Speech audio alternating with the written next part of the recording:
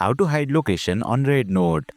Hey there, welcome to Insightful Tutorials. In today's video, let's learn how to hide location from your Rednote account. Without further ado, let's get started. Open Rednote on your device.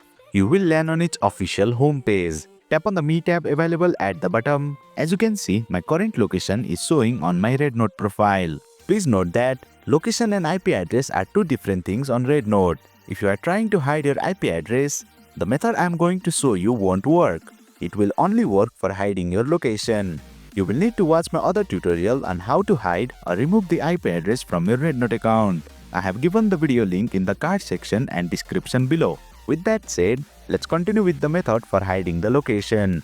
Tap on the profile button, then select location. Under the publicly display section, toggle off the button for show location. Now come back to your Rednote profile and boom!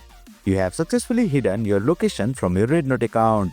That's it for today's video. If you found this video insightful, please don't forget to hit the like button and make sure to subscribe to our channel for more insightful tutorials.